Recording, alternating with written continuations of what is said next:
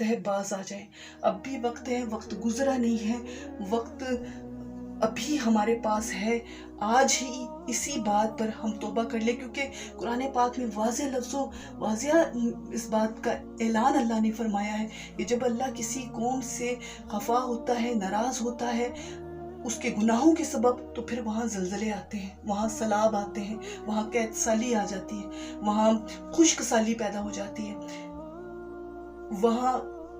وہ اللہ کا غضب اور عذاب اترتا ہے، وہاں پر کرونا وائرس جیسے وبا پھیل جاتی ہے۔ یہ اللہ کے غضب اور اس کی ناراضگی کی ایک علامت ہے، ایک نشانی ہے کہ گناہوں سے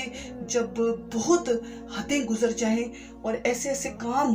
جو کبھی سوچے بھی نہیں تھے کہ کبھی ہوں گے وہ ہونا شروع ہو جائیں، اور اس طرح سے شیطان کی جو ہے وہ حکومت اور اس کی اجارہ داری اس طرح سے کھلے عام ہونا شروع ہو جائے، شیطانی کام اس طرح سے عام ہونا شروع ہو جائے، قتل و غارت گری، دھوکہ، فریب، جھوٹ، مکاری، دھوکے بازی،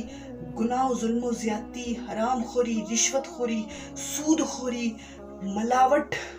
زناکاری، بدکاری، ہر دو نمبر کام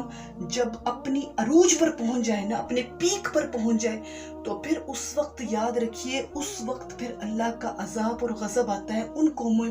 قوموں پر جو یہ کام کرنے میں ہر حد سے گزر چکی ہوتی ہیں۔ جہاں یہ کام اپنی پیک پر ہوتا ہے نا، وہاں زلزلے آتے ہیں، وہاں سیلاب آتے ہیں، وہاں آفتیں ٹوٹتی ہیں، وہاں وبائیں پھیلتی ہیں، وہاں پر خشک سالی پیدا ہو جاتی ہے، وہاں پر مہنگائی عام ہو جاتی ہے، وہاں پر لوگ جو ہے وہ اس طرح سے